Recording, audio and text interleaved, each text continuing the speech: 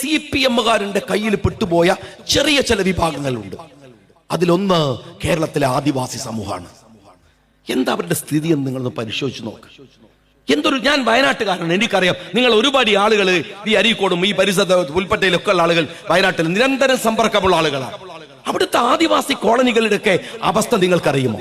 തെരഞ്ഞെടുപ്പിന്റെ തലേ ദിവസം വന്നിട്ട് കോളനി വളയുക, യന്ത്രങ്ങളെ പോലെ കൊണ്ടുപോയി വോട്ട് ചെയ്യിക്കുക എന്നതിനപ്പുറത്ത് അവർക്ക് വേണ്ടി എന്തെങ്കിലും ഒന്ന് CPM-കാരാ വേറെ ആരെയും നിങ്ങൾ അടുപ്പിക്കില്ല. അവർക്ക് അടുത്തേക്ക് നിങ്ങളുടെ പ്രകടനത്തിന്റെ വലിപ്പം കൂട്ടാൻ ആ പാവങ്ങളെ ഉപയോഗിക്കുന്നു എന്നല്ലാതെ രക്ഷപ്പെടുത്തിയോ അവരെ മുന്നോട്ട് പോകാനുള്ള സഹായം ചെയ്തു കൊടുത്തോ നിങ്ങൾ? ആ പാവങ്ങള് നിങ്ങൾ അറിയുമോ എന്തുമാത്രം പ്രയാസങ്ങൾ അനുഭവിക്കുന്നത്? എന്നിട്ട് പറയാം, ഇടക്കിടക്ക് ഓരോ നമ്പർ ഇറക്കും ഈ ഗവൺമെന്റ്. എന്താ നിങ്ങൾ കോളനി എന്ന് പറഞ്ഞൂടാ, ഭയങ്കരാണ്. പറയാതിരുന്നിട്ട് വല്ല കാര്യം. ആ സാധുക്കൾ എവിടെ ജീവിക്കുന്നത്? എന്നിട്ട് ആ കോളനികളിൽ ഞാനൊക്കെ പഞ്ചായത്തില് പ്രസിഡന്റും മെമ്പറൊക്കെ ആയി നിൽക്കുന്ന സമയത്ത്, അല്ലെങ്കിൽ MLA ആയിരിക്കുന്ന സമയത്ത് കോളനികളിൽ ഇടപെട്ട് ഇവരെ ഒന്ന് നന്നാക്കി എടുക്കാൻ ശ്രമിച്ച എന്താ പറയാ അറിയോ? ശാസ്ത്ര സാഹിത്യ പരിഷ എന്നൊക്കെ പറയുന്ന കുറെ സാധനങ്ങളുണ്ട്. വന്നിട്ട് പറയും, ഏയ് ആദിവാസികളുടെ തനിമ നഷ്ടപ്പെടുത്തിക്കൂടാ, ഓൾക്ക് മാത്രം തനിമ, ഓര് മാത്രം ഇങ്ങനെ കൂരയിൽ താമസിക്കുക, ഓളിങ്ങനെ മാത്രം ഇങ്ങനെ കോളനികളിൽ താമസിക്കുക, അല്ലേ? ഇവിടെ ബാക്കിയുള്ളവർക്ക് തനിമ വേണ്ട, ഇവിടുത്തെ മാപ്പിളക്ക് തനിമ വേണ്ട. എന്റെ സഖാവേ, ഈ മലബാറിലെ മാപ്പിളയുടെ വേഷം എന്താണ്? ഞങ്ങളെ ഉമ്മമാര് ധരിച്ചത് കാച്ചി മുണ്ടാണ്. അറിയാൻ എന്താണ് ഒരു അരഞ്ഞാണോ, കാത് നിറയെ ജിമിക്കിയും കമ്മലും, എന്താണ് ഇവര് ചിറ്റിടുക എന്ന് പറയും. ഇതൊക്കെ ഇട്ടിരുന്ന ഞങ്ങൾ ഉമ്മാരുണ്ട്. ആ ഉമ്മാരങ്ങൾ കാണിച്ചു തരുമപ്പോ? കാച്ചി മുണ്ടെടുത്ത ഉമ്മ ഉണ്ടോ? അപ്പോ എന്ത് സുന്ദരമായിട്ടാണ് നമ്മളെ സ്ത്രീകളൊക്കെ ഇപ്പൊ വേഷം ധരിക്കുന്നത്. എന്ത് നല്ല വേഷങ്ങളാണ് ധരിക്കണത്, ഇല്ലേ? കാച്ചി മുണ്ടില്ലല്ലോ നമ്മളെ മാപ്പിളക്ക്. ആ മറ്റേ കള്ളി മുണ്ടില്ലല്ലോ. എത്ര പ്രായമുള്ള ആളുകൾക്ക് ഒരു വാപ്പ മാത്രമാണ് അവിടെ ഒരു കള്ളി മുണ്ടിട്ടിരിക്കുന്നത്. എത്ര പേരുണ്ട്? നിങ്ങൾ പുതിയ തലമുറയിൽ ഇങ്ങനെ ഒരാളെ കാണിക്കാൻ പറ്റുമോ? സിനിമയിൽ പോയി നോക്കണം, സിനിമയിൽ പോയി നോക്കണം. മാറി. ഈ ചട്ടയും മുണ്ടുമായിരുന്നു ഇവിടുത്തെ എന്താണ് ക്രിസ്ത്യാനികളുടെ വേഷം. ക്രിസ്ത്യാനി അമ്മമാരുടെ വേഷം കാര്യങ്ങള് ചട്ടയും മുണ്ടും. എന്നിട്ട് ഇവിടെ ഇങ്ങനെ തിരികെ വെച്ച ഒരു സാധനമൊക്കെ ഉണ്ടാവും. അത് കാണണമെങ്കിൽ സ്കൂൾ യുവജനോത്സവത്തിലെ മാർഗംകളി കാണാൻ പോണം.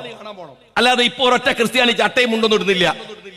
പക്ഷെ ആദിവാസികളോ പാവങ്ങള് ഒരു ചുരിദാർ ഇട്ടിട്ട് ഒരു പണിയറ വിഭാഗത്തിൽപ്പെട്ട ഒരു പെണ്ണ് ടൗണിലേക്ക് വന്നാൽ എല്ലാവരും അതിശയത്തോടെ, എന്തേ അവർക്ക് ചുരിദാർ പറ്റൂലേ? എന്തേ അവർക്ക് പുതിയ വേഷം പറ്റൂലേ? എന്തേ അവരുടെ മക്കൾക്ക് ഗൾഫ് പോയിക്കൂടെ? എന്തേ അവരുടെ മക്കൾക്ക് നല്ല ജോലി കിട്ടിക്കൂടെ? എന്തേ അവർക്ക് നല്ല വീട് വെച്ചുകൂടെ? ആ വിഭാഗം ഇപ്പോഴും നമുക്കൊക്കെ ഉത്തരവാദിത്വമുണ്ട്, നിങ്ങൾക്കും എനിക്കുണ്ട്.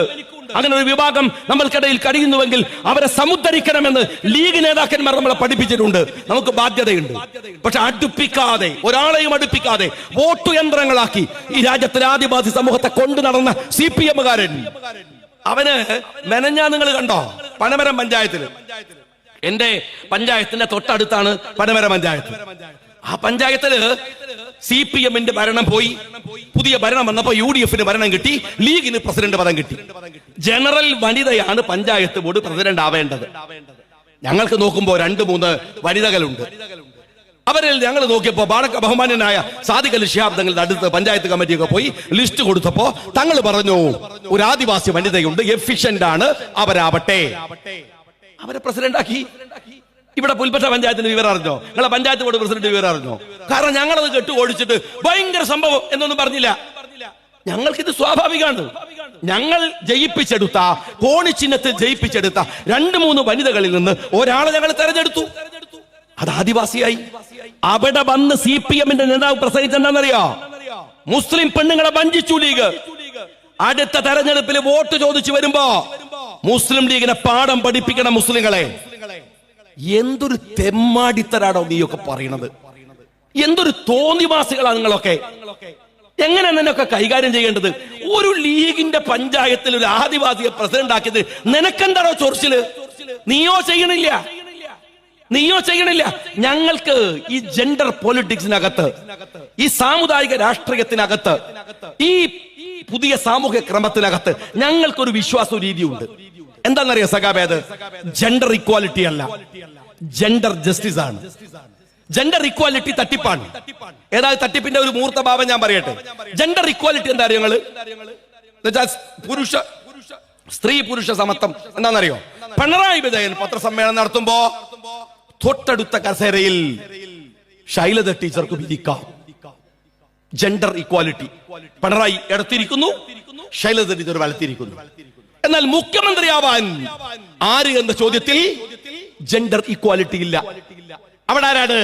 അവിടെ പിണറായി വിജയൻ തന്നെയാണ്. കഴിവുള്ള ശൈലജ ടീച്ചർ അല്ല. എന്നാ നീ മനസ്സിലാക്കിക്കോ, ഞങ്ങളുടെ കാര്യത്തിൽ അങ്ങനെയല്ല. ഞങ്ങൾ ജെൻഡർ ഈക്വാലിറ്റിയുടെ കൂടെ അല്ല, ജെൻഡർ ജസ്റ്റിസ് ആണ്. അത് ഇപ്പൊ തുടങ്ങിയതല്ല. അള്ളാഹുവിന്റെ പ്രവാചകൻ സല്ലല്ലാഹു അലൈഹി വസല്ലം തങ്ങൾ 1400 കൊല്ലങ്ങൾക്കപ്പുറത്ത് ഞങ്ങള് നബിദിനത്തൊക്കെ പ്രസംഗിക്കുമ്പോ ഞങ്ങൾ പറയില്ല, പെൺകുട്ടിയാണെന്നറിഞ്ഞാൽ കുടിച്ചു മൂടിയിരുന്ന എന്നൊക്കെ പറഞ്ഞിട്ടാണ് ഞങ്ങള് ആ ഖുറൈശി കാലത്തെ അന്നത്തെ പ്രവാചകന്റെ ജനിച്ചു വീണ മക്കയെ കുറിച്ച് ഞങ്ങൾ വിശേഷിപ്പിക്കാറ്. അങ്ങനെയാണ് പെൺകുട്ടികളെ കുഴിച്ചു മൂടുന്ന. സഖാവേ, തനിക്കറിയോ ആ പെൺകുട്ടികളെ കുഴിച്ചു മൂടുന്ന പ്രാകൃതമായ അറബ് ലോകത്ത് ഖദീജ റളിയല്ലാഹു അൻഹ ഒരു ബിസിനസ്സുകാരിയായിരുന്നു.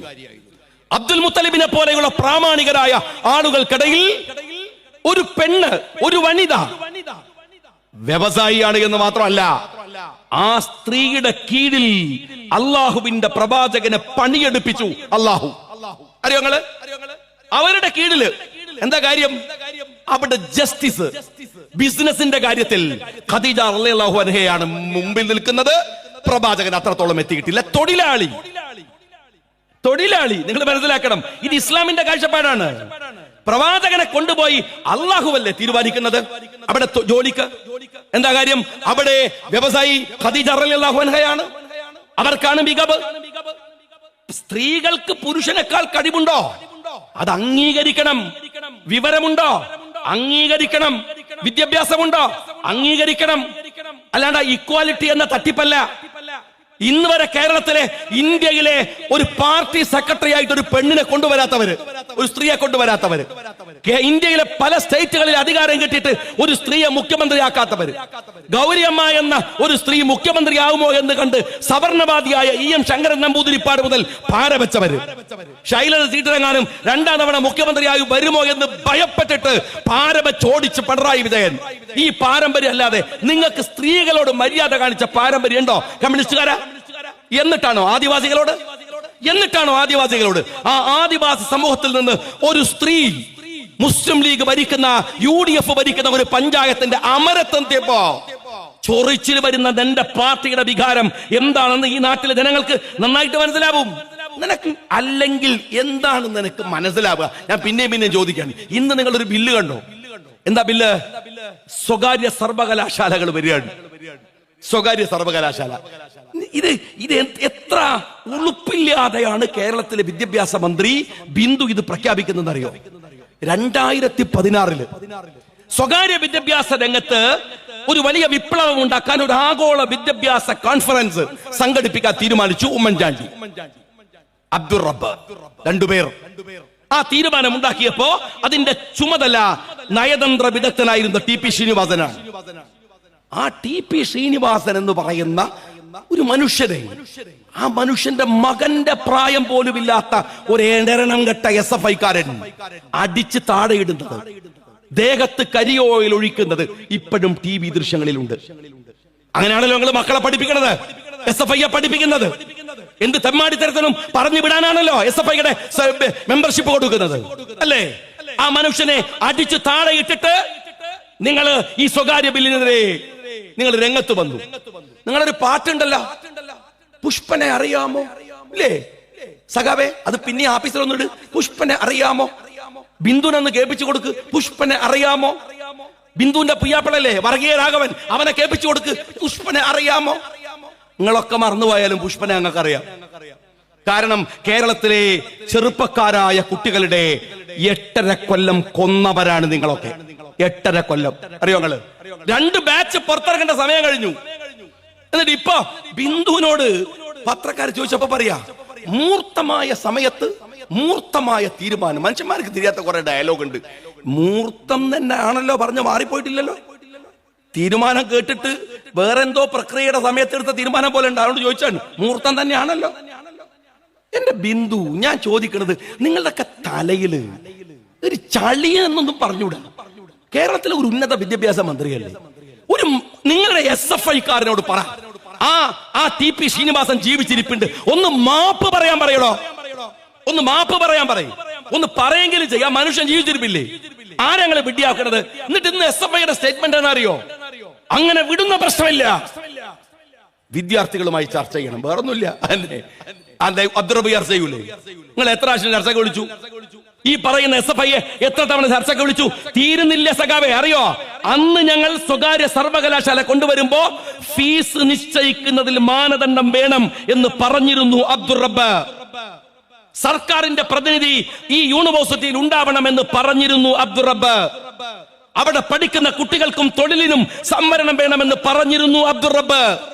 അവിടെ പഠിക്കുന്ന കുട്ടികൾക്ക് സ്കോളർഷിപ്പ് വേണം എന്ന് നിഷ്കർഷിച്ചിരുന്നു അന്ന് അബ്ദുറബ്ബും ഉമ്മൻചാണ്ടിയും. അറിയോ നിങ്ങൾ ഈ കൊണ്ടുവന്ന പുതിയ ബില്ലിൽ അതുണ്ടോ? അത് മാത്രല്ല, വിപ്ലവകരമായ ഒരു തീരുമാനം ഉമ്മൻചാണ്ടിയും അബ്ദുറബ്ബും പറഞ്ഞു. എന്താണെന്നറിയോ? സ്വകാര്യ സർവകലാശാല കൊണ്ടുവന്നാൽ അതിന്റെ ലാഭവിഹിതം പുറത്തേക്ക് കൊണ്ടുപോവരുത്. നിങ്ങൾ ആലോചിച്ച് നോക്കണം, ഒരു ഗവൺമെന്റ് എടുത്ത തീരുമാനമാണ്. അന്ന് നിങ്ങൾ ഈ പറയുന്ന TP ശ്രീനിവാസന്റെ ദേഹത്ത് കരിയോലൊഴിച്ചത്, അന്നാ നിങ്ങൾ ഇത് പറ്റില്ലെന്ന് പറഞ്ഞത്, അന്നാ നിങ്ങൾ പുഷ്പനെ കൊലക്ക് കൊടുത്തത്.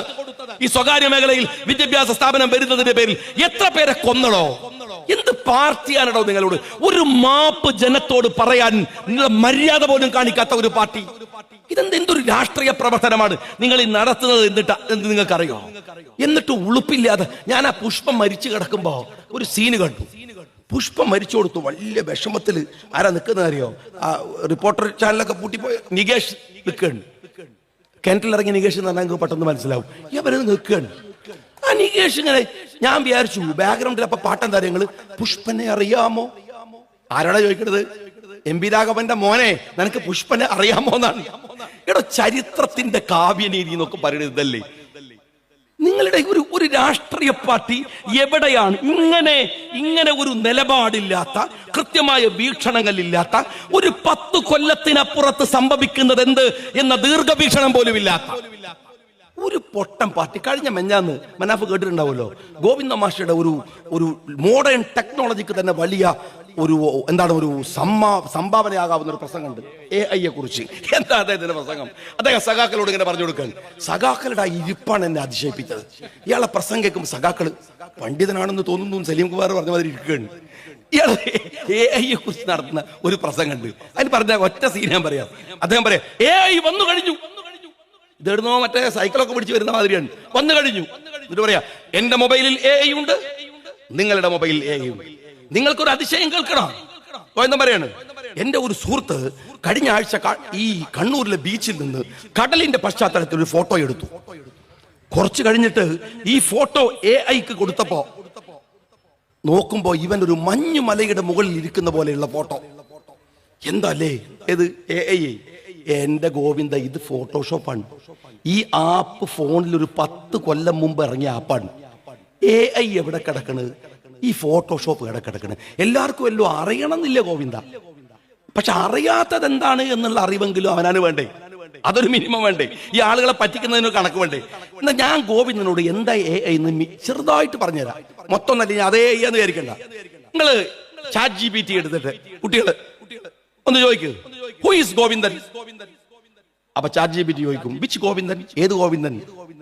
അപ്പൊ നിങ്ങൾ പറയാ, താനൂരിൽ നിന്ന് അപ്പം കയറ്റി എറണാകുളത്ത് പോയി, അവിടെ വിറ്റ് വൈകുന്നേരം ആ അപ്പവും ആ പൈസയുമായി തിരിച്ച് താനൂരിലെത്താം എന്ന് പറഞ്ഞ ഒരു പോങ്ങനെ അറിയാമോ? ഉടൻ ChatGPT MP ഗോവിന്ദൻ പെട്ടെന്ന് പറയും. നിങ്ങൾ ചില സൂചന കൊടുത്താൽ മതി, അപ്പൊ പറഞ്ഞു തരും. എന്ന് വെച്ചാല് അത്ര വലിയ പ്രോസസ് സിസ്റ്റമാണ് ഈ ChatGPTയിലുള്ളത്. ChatGPTയുടെ പ്രോസസ് എന്ന് പറഞ്ഞാൽ അതിശയിപ്പിക്കുന്ന, മനുഷ്യന്റെ കപ്പാസിറ്റിയെ അതിശയിപ്പിക്കുന്ന ഒരു സിസ്റ്റമാണ് ഈ ChatGPT അല്ലെങ്കിൽ AI എന്ന് പറയുന്നത്. ഇപ്പൊ ഈ കഴിഞ്ഞ ആഴ്ചയിൽ ലോകത്ത് ഒരുപാട് വലിയ വലിയ മാറ്റങ്ങൾ ഉണ്ടായി. ഇപ്പോ AIയുടെ പ്ലാറ്റ്ഫോം അല്ലെങ്കിൽ അതിന്റെ ഒരു കോർഡിനേഷൻ, ഒരു പ്ലാറ്റ്ഫോം, LLMന്റെ ലാർജ് ലേണിംഗ് മോഡൽ എന്നാണ് ഇതിന് പറയാ. അതിന്റെ ഒരു പ്ലാറ്റ്ഫോം എന്ന് പറയാം. അത് OpenAI ആണ്. OpenAIയുടെ CEO സാം ആൾട്ടമാൻ ആണ്. സാം ആൾട്ടമാൻ അവിടുന്ന് മാറ്റുന്നു, പിന്നെ അയാളെ പുനഃസ്ഥാപിക്കുന്നു. അങ്ങനെ ഇലോൺ മസ്കിനെ പോലെയുള്ളവരൊക്കെ അതിൽ ഇൻവോൾവ് ചെയ്യുക, അങ്ങനെയുള്ള കുറെ കാര്യങ്ങൾ നടക്കുന്നുണ്ട്. കഴിഞ്ഞ ആഴ്ചയിൽ ഈ പറയുന്ന സാം ആൾട്ടമാൻ പറഞ്ഞു, ഇതാ ChatGPT കഴിയുന്നു 03 വരെയാണ്. ChatGPTയുടെ പ്രോസസ് ഒരു 10 സ്ഥലത്ത് വെച്ചായിരുന്നെങ്കിൽ നിങ്ങൾ ചോദിക്കുന്ന ചോദ്യങ്ങളുടെ ഉത്തരം പറയാവുന്ന പ്രോസസ്സ് അതിന്റെ മൾട്ടിപ്പിൾ റേഞ്ചിലേക്ക് പോവാണ്. മൾട്ടിപ്പിൾ പ്രോസസ് നടക്കുകയാണ്. അത്ര ശീഘ്രമായി, അത്ര ഭീകരമായി നിങ്ങളുടെ മുമ്പിൽ ഉത്തരങ്ങൾ പറയാൻ മിടുക്കായി ChatGPTയുടെ 03 വരികയാണ്. എന്നിട്ട് അദ്ദേഹം പറഞ്ഞു, ആർട്ടിഫിഷ്യൽ സൂപ്പർ ഇന്റലിജൻസ് വരികയാണ്. ഇതൊക്കെ പറഞ്ഞ് ലോകത്തിൽ ഇങ്ങനെ അമേരിക്ക ഇത്തരം കാര്യങ്ങളൊക്കെ പറഞ്ഞിങ്ങനെ നിൽക്കുമ്പോഴാണ് നമുക്കറിയാലോ, ഈ ചൈന എന്ന് പറഞ്ഞാല് അമേരിക്കയും ജപ്പാനും ഒക്കെ കഷ്ടപ്പെട്ട് ബുദ്ധിമുട്ടി കോടികൾ മുടക്കിയിട്ട് ഒരു സാധനം കണ്ടുപിടിക്കും. ചൈന 2 ദിവസം കൊണ്ട് അതിന്റെ ഡ്യൂപ്ലിക്കേറ്റ് ഉണ്ടാക്കും. അത് ചൈനയുടെ ഒരു രീതിയാണ്. ഇത് സാധാരണ നമ്മൾ ഈ ഡ്യൂപ്ലിക്കേറ്റ് ചെറിയ സാധനം ഉണ്ടാക്കുന്ന പോലത്തെ ഒരു പണിയല്ല. ChatGPT അല്ലെങ്കിൽ ഞാൻ നേരത്തെ പറയുന്ന പോലെ 03, ഈ LLM എന്ന് പറയുന്ന പ്ലാറ്റ്ഫോം, OpenAI, നമുക്ക് സങ്കല്പിക്കാനാവാത്ത കോടാനു കോടിയുടെ കളിയാണ്. ആ രംഗത്തേക്ക് കഴിഞ്ഞ 2 ആഴ്ച മുമ്പ് ഒരു സുപ്രഭാതത്തിൽ ചൈനയുടെ ചാറ്റ് ബോട്ട് വന്നു, ഡീപ് സീക്ക് വന്നു.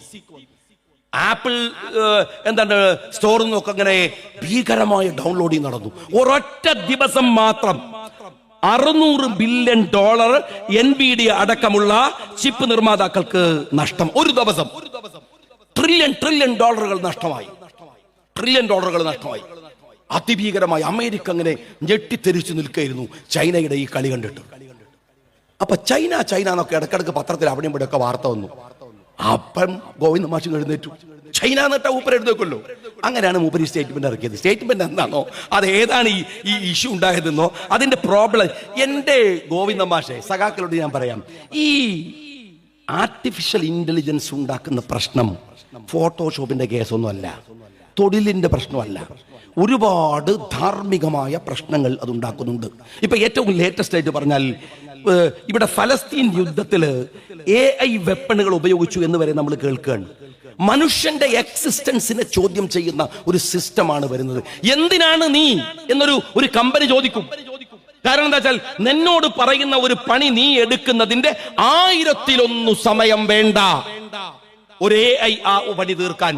മനുഷ്യന്റെ ബുദ്ധിയുടെ പ്രവർത്തനങ്ങളുടെ മൾട്ടിപ്പിൾ വർക്ക് ചെയ്യാൻ പറ്റുന്നതാണ് AIക്ക്. മനുഷ്യന്റെ എക്സിസ്റ്റൻസിനെ ചോദ്യം ചെയ്യും. ഇപ്പോ നൂറ ചിപ്പ് എന്ന് പറയുന്ന ഒരു ചിപ്പ് ഇലോൺ മസ്ക് ഈ അടുത്ത് പറഞ്ഞു. എന്ന് വെച്ചാല് എന്റെ തലച്ചോറ് കൊണ്ട് എനിക്ക് മോസ് മൂവ് ചെയ്യിക്കാൻ പറ്റും. അംഗവൈകല്യമുള്ളവർക്കൊക്കെ ഇരുന്നിട്ട് മോസ് അങ്ങോട്ട് പോട്ടെ, മോസ് ഇങ്ങോട്ട് പോട്ടെ എന്ന് വിചാരിച്ചാൽ മതി. മോസ് അങ്ങനെ അവിടെ പോയി ക്ലിക്ക് ചെയ്യും. അവൻ പറയുന്നു. ഇപ്പൊ ഉദാഹരണത്തിന് ഇപ്പോ മനാഫിന്റെ തലയിൽ ഈ നൂറ ചിപ്പ് ഘടിപ്പിച്ചു നോക്കുക. അപ്പൊ എനിക്കിപ്പോ മനസ്സിലാവും മനാഫ് എന്താ ചിന്തിക്കുന്നത്. ഈ ചെങ്ങായി ഇതെപ്പ നിർത്തിയിട്ട് വേണം എനിക്കൊന്ന് പോരെ പോകാന്നാണ് മനാഫ് വിചാരിക്കുന്നത്. അതപ്പം എനിക്ക് മനസ്സിലാവും. എന്ന് വെച്ചാൽ വേറൊരാളുടെ ചിന്തയെ എനിക്ക് അറിയാൻ കഴിയുന്ന തരത്തിലുള്ള വലിയ പ്രശ്നമാണത്. ഞാന് വഫിയ കുട്ടികളുടെ കലോത്സവം നടക്കുമ്പോൾ എറണാകുളത്ത് ഹക്കീം ഉസ്താദിനോട് ചോദിച്ചു, ഹക്കീം ഉസ്താദേ, നിങ്ങള് ഇപ്പോ ഈ കുട്ടികളൊക്കെ വന്നിരിക്കുന്നു, പണ്ഡിതന്മാർ അവർ വന്നിരിക്കുന്നു, അവരുടെ ഉത്തരവാദിത്തങ്ങൾ നിർവഹിച്ചു കഴിഞ്ഞു. എന്നാൽ ഇനി ആ കുട്ടികൾ മുമ്പിൽ ഫേസ് ചെയ്യുന്ന പ്രശ്നം എന്താ അറിയോ? ഇപ്പൊ നമ്മളിപ്പോ ഒരു ഇഫ്ല് കോളേജ് ഉണ്ടാക്കുകയാണ്. 100 കുട്ടികളെ ഹാഫിലാക്കണം, പഠിക്കണം, ബുദ്ധിമുട്ടി എത്ര മാസത്തെ പണിയുണ്ട്. അപ്പോ ഹക്കീം ഉസ്താദ് പോയിട്ട് ഇലോൺ മസ്ക് ഒരു ഡിസ്കഷൻ, ഒരു 100 ചിപ്പ്, വിശുദ്ധ ഖുർആന്റെ 100 ചിപ്പ്, ഈ ചിപ്പ് ഈ കുട്ടികളെ തലയെ പിടിപ്പിച്ചാൽ ഹാഫിലായി. അതിന്റെ ഫിഖ് എന്താ? ഞാൻ ഉസ്താദിനോട് ചോദിച്ചു, അതിനൊരു ഫിഖ് ആണല്ലോ. കാരണം ഇത് സംഭവിക്കാതെ ഇത് സംഭവിക്കും. നിങ്ങളൊരു കുട്ടിയെ ധാർമ്മികത പഠിപ്പിക്കണോ?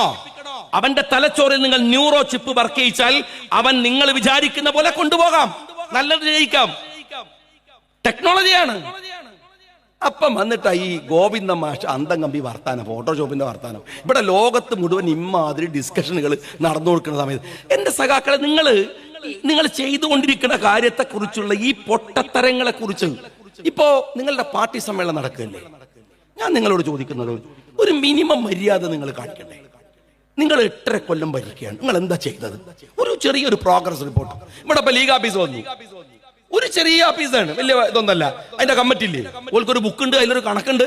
ആ സമയത്ത് വായിക്കട്ടെ, എത്ര വന്നു എന്ന് പറയണ്ടേ? അതല്ല ഒരു മര്യാദ. നിങ്ങൾ 8.5 കൊല്ലം രാജ്യം ഭരിക്കല്ലേ?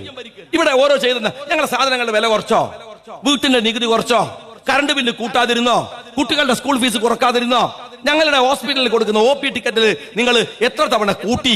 അങ്ങനെ ചോദിച്ചു വന്നാൽ ഏതിലാ ഞങ്ങൾക്കൊരു ആശ്വാസം തന്നെങ്കിൽ? എന്തെങ്കിലും ഒരു കാര്യത്തിൽ ഞാൻ ചോദിക്കട്ടെ, നിങ്ങൾ ഒരു ബസ്സുമായിട്ട് ആലിബാബി 41 കള്ളന്മാരെന്ന് പറഞ്ഞ പോലെ ഒരു പിണറായി വിജയന് 20 കള്ളന്മാരും കൂടി ഒരു യാത്ര നടത്തിയിട്ടില്ലേ ഒരു ബസ്സിൽ? അതിനെക്കുറിച്ച് നിങ്ങളെ അഭിപ്രായം എന്താ? ഞാൻ CPM ചോദിക്കും, പാർട്ടി സമ്മേളനത്തിൽ പറയണ്ടേ നമ്മൾ പോയതുകൊണ്ട് ഇന്നെന്ന സ്ഥലമൊക്കെ കണ്ടെന്നെങ്കിലും പറയണ്ടേ? ഒരു റിപ്പോർട്ട് വേണ്ടേ? നാട്ടിലെ ജനങ്ങളുടെ മുമ്പിലൂടെ 140 നിയോജക മണ്ഡലങ്ങളിൽ ഓടിയതല്ലേ? ഒരു റിപ്പോർട്ട് വെക്കണ്ടേ?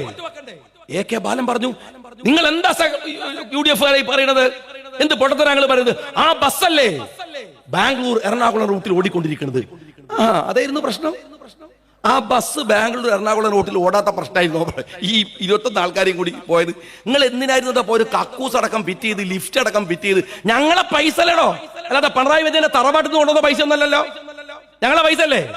ഉത്തരം പറയണ്ടേ പാർട്ടി സമ്മേളനത്തിൽ? എന്താ ഉണ്ടായത്? നിങ്ങൾ എന്താ ഈ 8 കൊല്ലം കൊണ്ട് ഇവിടെ നടത്തിയത്? ആർക്കാ ഉപകാരം ചെയ്തത്?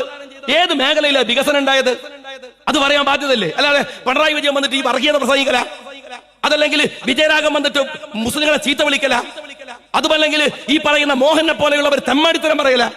അല്ലല്ലോ, ജനങ്ങളോട് പറയണം എന്താ ചെയ്തത്, എന്താ ഞങ്ങൾ വിട്ടുപോയത്, ഇനി എന്താ ഞങ്ങൾ ചെയ്യാൻ പോണത്, അതല്ലേ പറയേണ്ടത്. അത് അങ്ങനെ ഒരു കാര്യം പറയാൻ ഇല്ല എന്ന് മാത്രമല്ല. ഇപ്പൊ ബജറ്റ് വന്നു, ആ ബജറ്റിനകത്ത് നിങ്ങൾ നോക്ക്, ഏത് തരത്തിലുള്ള ഇടപെടലാണ് ജനങ്ങൾക്ക് ഉപകാരപ്രദമായി നിങ്ങൾക്ക് ചെയ്യാനാവുക. ഞാൻ ഇവിടുന്ന് പറഞ്ഞാൽ മനസ്സിലായി, പിണറായി വിജയൻ എല്ലാ യോഗത്തിനും പ്രസംഗിക്കണം എന്താ, ഞങ്ങള് ജമാഅത്തെ ഇസ്ലാമിയുമായി കൂട്ടുകൂടരുത്, ലീഗിനോട് ഞങ്ങളോട്. അങ്ങനെ കൂടിയാൽ അതിന്റെ അപകടങ്ങളാണ് പിണറായി വിജയൻ പറയുന്നത്. സത്യം പറഞ്ഞാല് ജമാഅത്തെ ഇസ്ലാമുമായി കൂട്ടുകൂടിയാൽ എന്തൊക്കെ കുഴപ്പമുണ്ടാവും പറയാൻ അർഹതപ്പെട്ട കേരളത്തിലെ ഏക രാഷ്ട്രീയ പാർട്ടി CPM പിണറായി വിജയനുമാണ്. കാരണം കൂടിയോന്നല്ലേ ബുദ്ധിമുട്ടറിയുള്ളൂ. ഒരു 10 കൊല്ലം കഴിഞ്ഞാൽ പിണറായി വിജയൻ ഇതുപോലൊരു ക്ലാസ് എടുക്കണം. RSSുമായി കൂടരുത്, കൂടിയാൽ എന്ന് പറയണം. കൂടി ഞങ്ങൾക്ക് അറിയുള്ളൂ. ഇപ്പൊ അതാണല്ലോ കൂട്ട്, പുതിയ കൂട്ട് ഇപ്പൊ അതാണല്ലോ. ഒന്ന് ഒഴിവാക്കി മറ്റത്തിന് കൂടിയിരിക്കണം. ഞാൻ എന്റെ CPMകാരോട് ചോദിക്കണേ, ഈ തോന്നിവാസം മുഴുവൻ ചെയ്യുന്നത് നിങ്ങളല്ലേ? മനുഷ്യരെ തമ്മിൽ തല്ലിക്കാൻ മുസ്ലിം കമ്മ്യൂണിറ്റികൾ എന്തെല്ലാം കുഴപ്പമുണ്ടാക്കാൻ നിങ്ങൾ നോക്കി. ഞങ്ങളുടെ വലിയ സഭകൾ, ഇവിടുത്തെ മതസമൂഹങ്ങളിൽ ഉയർന്നു നിൽക്കുന്ന സഭകൾക്കകത്ത് പോലും കുഴപ്പമുണ്ടാക്കാൻ നിങ്ങൾ ശ്രമിച്ചില്ലേ? അവിടെ പോയിട്ട് അതിന് പറ്റുന്ന ആൾക്കാരെ പിടിച്ചിട്ട് ഞങ്ങൾ അങ്ങോട്ട് ശരിയാക്കാൻ നിങ്ങൾ വിചാരിച്ചില്ലേ? മുസ്ലിം ലീഗ് രാഷ്ട്രീയ പാർട്ടിക്കകത്ത് കുഴപ്പം, ഞങ്ങൾക്ക് ലീഗിനകത്ത് കുഴപ്പമുണ്ടാക്കുന്നതിന് പുല്ലിന്റെ വിലയാണ്. അത് നേരിടാനുള്ള കപ്പാസിറ്റി ഒക്കെ ഇന്ത്യൻ യൂണിയൻ മുസ്ലിം ലീഗിനുണ്ട്, ഒരു പ്രശ്നമില്ല. പക്ഷെ ഇവിടുത്തെ ഒരു മതസമൂഹമുണ്ട്, പരസ്പരം സ്നേഹിച്ചും ഇഷ്ടപ്പെട്ടും എന്നാൽ അതിനിടയിൽ ജനാധിപത്യപരമായി തർക്കിച്ചും ഒക്കെ കഴിയുന്ന ഒരു സമൂഹമുണ്ട്. അവരെ തമ്മിൽ തല്ലിക്കണോ? അവരെങ്ങനെ ഇങ്ങനെ അങ്ങോട്ടും ഇങ്ങോട്ടും കുഴപ്പമുണ്ടാക്കാൻ വെക്കണോ? അത് ശരിയായ പണിയാണോ? അതാണോ ചെയ്യേണ്ടത്? ഞങ്ങൾക്കൊരു പാരമ്പര്യമുണ്ട്. ഞങ്ങളെ നേതാക്കന്മാരാരാണ്? ഞങ്ങളെ നേതാക്കന്മാർ ബാഫക്കിത്തകളാണ്. സഖാക്കളെ പഠിച്ചിട്ടുണ്ടോ? ബാഫക്കിത്തകളെ മനസ്സിലാക്കിയിട്ടുണ്ടോ? ആ വലിയ തലയിക്കെട്ടും ആ ഗാംഭീര്യവും അതിങ്ങനെ കണ്ടാലൊന്നും പോരാ, ഒന്ന് പഠിച്ചു നോക്കണം. ഇവിടുത്തെ സഖാവിനൊക്കെ അദ്ദേഹത്തിൽ നിന്ന് പഠിക്കാൻ മാസങ്ങൾ പഠിച്ചാൽ തീരൂല. അദ്ദേഹത്തെ കുറിച്ചുള്ള അദ്ദേഹത്തിന്റെ രാഷ്ട്രീയ ജ്ഞാനത്തെ കുറിച്ച് 921 കലാപം തച്ചു തകർത്ത ഈ മലബാറിലെ മാപ്പിള മക്കളെ സമുദ്ധരിക്കാനുള്ള ഉത്തരവാദിത്തം ഏറ്റെടുത്ത പ്രധാനിയായിരുന്നു ബാഫക്കി തങ്ങൾ. അദ്ദേഹം ഇവിടുത്തെ എല്ലാവരെയും ഒരുമിപ്പിച്ച് നിർത്തിയിട്ടുണ്ട്, എല്ലാവരെയും. അതറിയണോ? അന്ന് എത്തിങ്ങാൻ, ഇപ്പൊ എത്തിങ്ങാൻ എന്തിനാ? ഇപ്പൊ എന്തിനാ എത്തിങ്ങാന? എത്തിയും കുട്ടി വീട്ടിൽ ഇരുന്നോട്ടെ, നമ്മൾ സഹായിച്ചോളാതാണ്. അന്നതല്ല, യത്തീംഖാന ഉണ്ടാക്കുക. അത്രമേൽ കുട്ടികൾ അനാഥരാണ്, അവരെ പഠിപ്പിക്കണം, അവരെ നേർവഴിക്ക് കൊണ്ടുവരണം. അങ്ങനെയാണ് PSM കോളേജിന്റെ അവിടെ എത്തിങ്ങാന, തിരൂരങ്ങാടി എത്തിങ്ങാന വരുന്നത്. പക്ഷെ കൊണ്ടുവന്ന ആരാണ്? MK ഹാജിയാണ്, മുജാഹിദാണ്. പക്ഷെ ബാഫക്കി തങ്ങൾ എന്നും അതിന്റെ ഒരു അഭ്യുദയകാംക്ഷിയാണ്. ആ സ്ഥാപനത്തിന്റെ അവിടുത്തെ പള്ളി ഉണ്ടാക്കുമ്പോ കല്ലില് കൊത്തി വച്ചിട്ടുണ്ട് പിണറായി വിജയ ഞങ്ങളെ ബാഫക്കി തങ്ങളുടെ പേര്. അറിയോ നിങ്ങൾക്ക്? ബാഫക്കി തങ്ങൾ ഇവിടെ ഉണ്ട്. മുഹമ്മദ് ഫൈസിയുടെ സമസ്തയുടെ ചരിത്രം എന്ന് പറയുന്ന ഒരു പുസ്തകമുണ്ട്. ആ പുസ്തകത്തെ പറയുന്നുണ്ട് 953-56 ചെമ്മാട് നടക്കുന്ന സുന്നി സമ്മേളനം. ആ സമ്മേളനത്തില് 2 പ്രത്യേകത ഉണ്ട്. ഒന്ന്, ക്ഷേത്രത്തിന്റെ വളപ്പിലാണ് സമ്മേളനം. ക്ഷേത്ര കമ്മിറ്റി ആതിഥേയത്വം വഹിച്ച സമ്മേളനം. രണ്ടാമത് ഫൈസി പറയുന്ന കാര്യം എന്താ അറിയോ? സമസ്തയുടെ ആധികാരിക ചരിത്രം എന്ന് പറയാവുന്ന പുസ്തകമാണ്. അതിൽ ഫൈസി പറയണത് അറിയോ? രണ്ടാമത്, ആ സമ്മേളനത്തിന്റെ വേദിയിൽ MK ഹാജി ഉണ്ടായിരുന്നു, വേദിക്ക് താഴെയും MK ഹാജി ഉണ്ടായിരുന്നു. സുന്നി നേതാവിന്റെ മഅ്മൂമായി നമസ്കരിച്ചിട്ടാണ് ആ മനുഷ്യൻ അവിടുന്ന് പോയത്. ബാഫക്കി തങ്ങള് ഈ സുന്നി പ്രസ്ഥാനത്തിന്റെ അമരത്തിരുന്ന് ഈ മദ്രസകൾ കേരളത്തിൽ സ്ഥാപിച്ച് പണ്ഡിത ലോകം സൂക്ഷ്മത കൊണ്ട് വിറങ്ങലിച്ചു നിൽക്കുന്ന ഒരു ഘട്ടത്തിൽ മദ്രസയുണ്ടാക്കിയാൽ ചോക്കുപൊടി താഴെ വീണാൽ ഖുർആൻ എഴുതിയ ചോക്കുപൊടിയിൽ ആരെങ്കിലും ചവിട്ടി പോകുമോ എന്ന് ഭയപ്പെട്ട് സൂക്ഷ്മത കൊണ്ട് വിറങ്ങലിച്ചു നിൽക്കുന്ന പണ്ഡിത സമൂഹത്തെ ചലനാത്മകമായി കർമ്മ പദത്തിലേക്ക് കൊണ്ടുവന്ന ബാഫഖിത്തങ്ങൾ. അദ്ദേഹം നേതാവായിരിക്കുകയല്ല, ഓരോ ഗ്രാമത്തിലും പോയി നിങ്ങൾക്ക് നിസ്കരിക്കണ്ടേ, പള്ളി വേണ്ടേ, മദ്രസ വേണ്ടേ എന്ന് ചോദിച്ചുണ്ടാക്കിയ മനുഷ്യൻ. PSPയെ കൊണ്ടുവന്ന് കേരളത്തിൽ ഒരു മനോഹരമായ രാഷ്ട്രീയ സഖ്യമുണ്ടാക്കിയ മനുഷ്യൻ. ലീഗ് ബാഫഖിത്തങ്ങളെ കൂട്ടിക്കൊണ്ടുവരുന്നത് തോറ്റ ബാഫഖിത്തങ്ങളെ അല്ല, ബാഫഖിത്തങ്ങളുടെ മുമ്പിൽ തോറ്റ ലീഗാണ്. അറിയോ നിങ്ങൾക്ക്? ചരിത്രം പോയി പഠിച്ചോ നോക്ക്. ബാഫഖിത്തങ്ങൾ നിന്ന സ്ഥാനം ജയിച്ചു, ലീഗിന്റെ സ്ഥാനാർത്ഥി അങ്ങ് തോറ്റുപോയി. എന്നിട്ട് കുറെ ഫിത്നകൾ പറയാണ്. സീതി സാഹിബും MK ഹാജിയൊക്കെ ബാഫഖിത്തങ്ങളെ പറ്റിച്ചു. ഇവന്റെ ഒക്കെ തലയിൽ ഇടുത്തി വീഴുണ്ട്. ബാഫഖിത്തങ്ങൾ ആരാന്ന് തനിക്ക് അറിയടോ? ഫിത്നക്കാരാ തനിക്കറിയോ? ആ മനുഷ്യൻ ഈ സമൂഹത്തിൽ ഉണ്ടാക്കിയ മക്കത്തേക്ക് പോവാണ്. അവസാനം മരുന്ന് തികയില്ല, പാത്രങ്ങൾ വണ്ടിയിൽ ബാഗിൽ സാധനങ്ങൾ എടുത്തു വെക്കുമ്പോ മോൻ ചോദിക്കാണ്, മരുന്ന് തികയൂലല്ലോ, എത്ര ഉണ്ടെന്ന് ചോദിച്ചു. ഇത്രേ ഉള്ളൂ. നാ വാങ്ങണ്ട, അത് മതിയാകും. അത് മതിയായിരുന്നു. ജീവിച്ചില്ല. പിന്നെ ജന്നത്തുൽ മഹല്ലയില് മറപെട്ട് കിടക്കുകയാണ്. ആ മനുഷ്യനുണ്ടാക്കിയ ഒരു കൾച്ചർ ഉണ്ട്. അതിന്റെ മോളിൽ കയറിയിട്ടാണ് 4 വോട്ടിന് വേണ്ടി വൃത്തികെട്ട കളി കളിക്കാമെന്ന് പിണറായി വിജയനൊക്കെ വിചാരിക്കണത്.